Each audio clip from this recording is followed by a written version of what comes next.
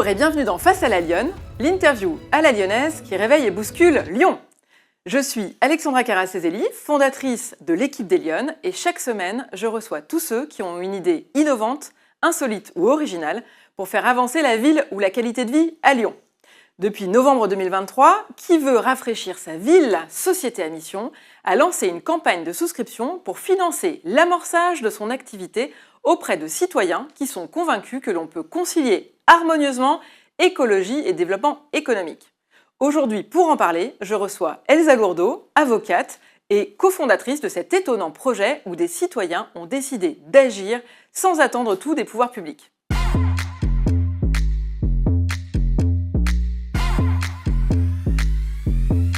Bonjour Elsa. Bonjour Alexandra. Alors bienvenue dans Face à la Lyonne. Vous savez que cette émission commence toujours par le pitch rugissant. Pour une avocate, c'est d'une facilité confondante, j'imagine. En tous les cas, on vous donne 90 secondes pour nous faire une plaidoirie express et nous expliquer l'intérêt de Qui veut rafraîchir sa ville. C'est à vous. Ok, on essaye. Qui veut rafraîchir sa ville, c'est une société qui se donne pour mission d'accélérer le rythme d'adaptation de nos villes au réchauffement climatique. Alors, comment ça marche? Est-ce que vous savez de combien se renouvellent nos villes chaque année? Si on prend tous les projets confondus d'une ville, tous les permis de construire qui sont déposés chaque année dans une ville, eh ben, en moyenne, ça représente seulement 1%. 1% seulement, c'est pas beaucoup. À ce rythme, nos villes ne vont pas se renouveler suffisamment vite et le tempo n'est pas le bon. Le deuxième chiffre, vraiment important, c'est quand on regarde la ville vue de haut. La superficie de la ville, il y a 80% de foncier d'une ville qui appartient au domaine privé et 20% seulement qui correspond au domaine public. Donc le constat, il est clair. Étant donné que nos villes, elles ont chaud et qu'elles vont avoir de plus en plus chaud, l'objectif, c'est d'agir aux côtés des pouvoirs publics pour végétaliser nos villes sur le foncier privé, sur notre foncier à tous, le foncier des entreprises, le foncier des particuliers, leurs maisons individuelles qui représentent quand même 60% de l'habitat en France, et le foncier des copropriétés, des résidences, des bailleurs sociaux, de toute la société civile. Comment faire? Notre société, elle se donne 2 leviers d'accélération pour parvenir à relever ce défi. Le premier levier, c'est la méthode de végétalisation. Notre méthode, elle est caractérisée par le fait que le point de départ de tout, c'est l'eau. Donc cette méthode, ça consiste à aller chercher tous les endroits dans la ville où on peut récupérer l'eau de pluie pour l'infiltrer directement sur la parcelle et planter des arbres à cet endroit-là. Ensuite, cette méthode, ce qu'il faut relever, c'est que c'est une méthode qui est à la fois simple, efficace, innovante, parce qu'aujourd'hui, ce n'est pas le cas dans nos villes, mais aussi elle est pérenne, parce que grâce à l'eau, les arbres vont pousser. Et donc, on est sur quelque chose d'à la fois très low-tech, qui repose sur l'intelligence de la nature, et en même temps, c'est très efficace parce que c'est un principe de micro-projet. Ce qu'on veut faire, c'est planter des micro-projets partout, ce qu'on appelle des points d'acupuncture, des îlots de fraîcheur, de l'eau et du végétal. Ensuite, le deuxième levier d'accélération, c'est la création d'une plateforme numérique, un hub, sur lequel tout le monde va pouvoir se connecter. Tout le monde, c'est qui? C'est tout d'abord tous les occupants, tous ceux qui habitent en ville, ceux que j'ai cités tout à l'heure, les propriétaires fonciers, les entreprises, tous ceux qui possèdent du foncier et qui peuvent vérifier s'ils ont ou non un point d'acupuncture chez eux. On les met en relation avec des financeurs, des entreprises qui, elles, ont envie de s'engager sur leur territoire pour financer la réalisation de ces points d'acupuncture. Et enfin, il y a ceux qui réalisent les points d'acupuncture, les professionnels du paysage, les hydrauliciens, les paysagistes, VRD, tous ces professionnels qui vont être formés à notre méthode et référencés pour réaliser ces points d'acupuncture. Tout ceci sous le chapeau des comités qu'on va créer, le comité scientifique et le comité technique qui vont garantir l'impact de nos actions. Donc ce projet, il est magnifique parce que c'est un projet sociétal qui vise la mobilisation de tout un chacun pour transformer nos villes en vue du réchauffement climatique qui est déjà là. Alors Elsa, j'allais vous demander si ce projet est innovant, mais bon, clairement, vous venez de nous l'expliquer. En fait, tout est innovant dans votre projet, parce que finalement, là, c'est quoi? C'est pas la mairie de Lyon, c'est pas les pouvoirs publics. Là, vous avez décidé d'agir concrètement, directement, c'est ça? En fait, exactement. Ce qui est par rapport au positionnement par rapport au pouvoir public, l'idée, c'est que vraiment, il faut agir en complémentarité de l'action publique. Le domaine public, ils ont des politiques ambitieuses et c'est bien parce qu'il y en a besoin. La végétalisation de la ville, ça nous concerne tous. On est 80% de citoyens à vivre en ville en France. Donc c'est vraiment un projet sociétal. Donc en fait, vous, votre projet, c'est de dire les pouvoirs publics s'occupent de l'espace public et les citoyens s'occupent de l'espace privé. Exactement. D'accord. Avec le monde économique en premier lieu. Et D'accord. quand vous dites c'est innovant, oui, effectivement, notre projet, il est innovant. Il est innovant à 2 titres. Le premier, c'est la méthode végétale parce qu'elle s'appuie sur une cartographie. J'en ai pas parlé encore. La cartographie, elle repose sur un partenariat avec une société qui est spécialiste de la géolocalisation des satellites et qui nous permet de cartographier le territoire d'une ville avec un algorithme qui tourne sur des critères qui nous permet de dégager un indice de facilité.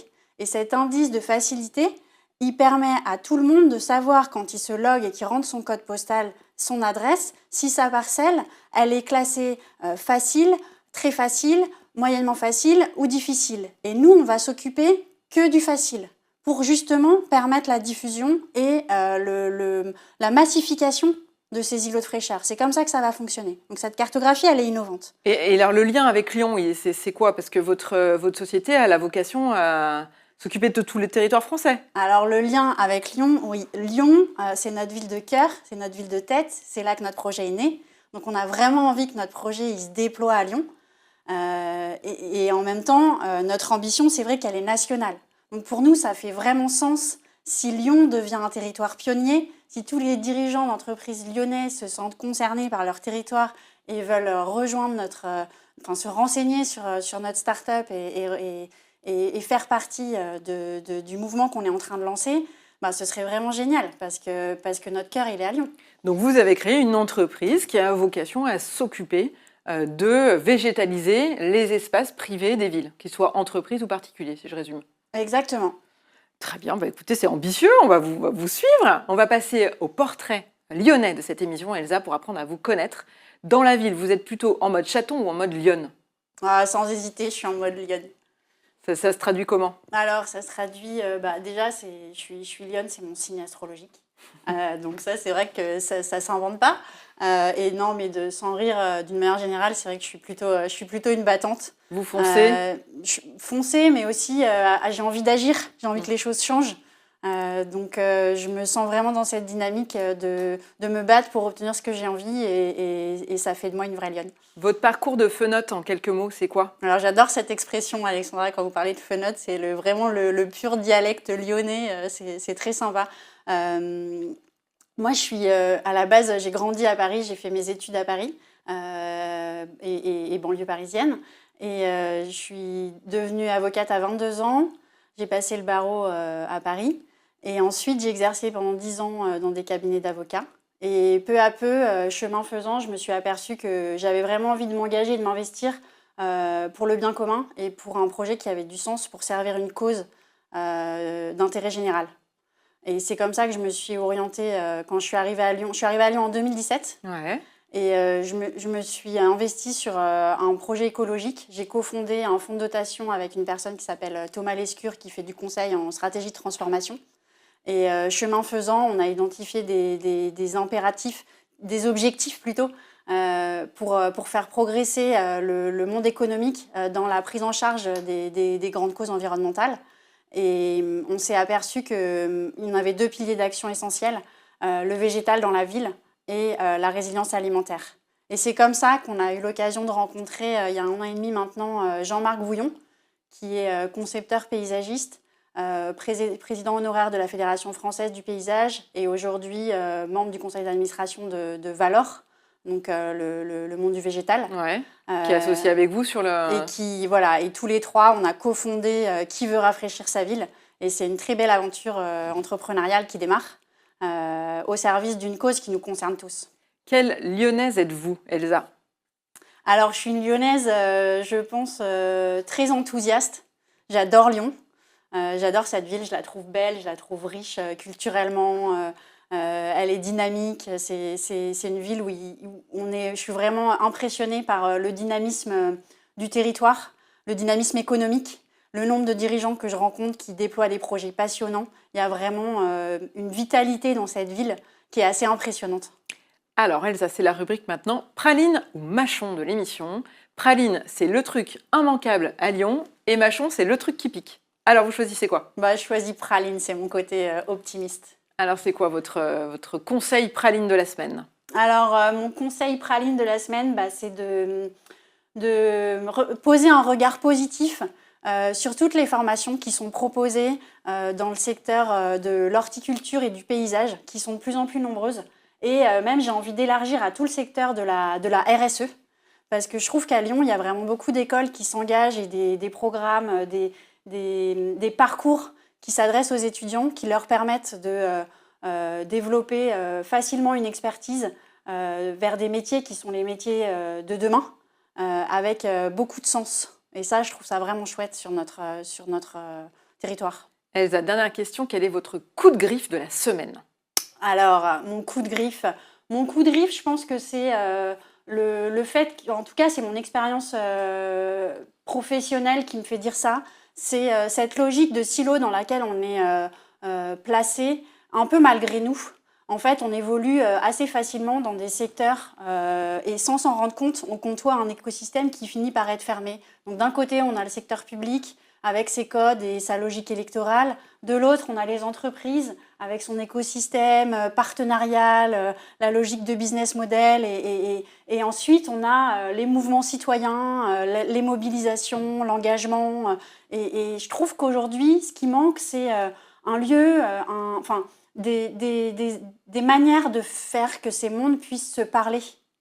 Et je pense humblement que Qui veut rafraîchir sa ville constitue un projet qui peut avoir ce rôle de rassembleur et de faire dialoguer des mondes qui n'ont pas l'habitude de vivre ensemble.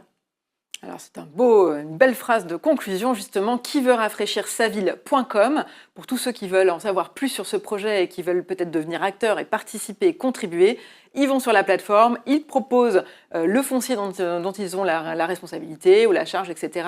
Et vous leur dites s'ils peuvent participer et selon quelle modalité, c'est un peu ça? C'est exactement ça, plus les entreprises aussi qui n'ont pas de foncier et qui peuvent elles aussi se dire « mais oui, je suis un acteur positif de mon territoire, j'entreprends déjà plein d'actions au titre de ma politique RSE, j'ai envie de m'engager encore plus, j'ai envie de multiplier mon impact, donc je peux rejoindre cette entreprise. » Et alors Elsa, on vous revoit à quelle occasion la prochaine fois? On me revoit, on organise plein d'événements en fait. Ce que j'ai envie de vous dire là-dessus, c'est suivez-nous sur les réseaux sociaux, que ce soit dans nos bureaux ou hors les murs. Il y a plusieurs choses qui sont prévues là jusqu'à la fin d'année 2024. Donc je lance un appel à tous les dirigeants d'entreprise qui se sentent concernés et qui sont interpellés par la démarche de végétalisation de la ville sur le foncier privé pour nous rejoindre et nous contacter. On se fera un plaisir d'échanger avec eux. Eh bien, l'appel est lancé. Merci beaucoup, c'est la fin de cette émission. Merci de l'avoir suivi. On se retrouve la semaine prochaine pour un nouvel invité dans Face à la Lyonne.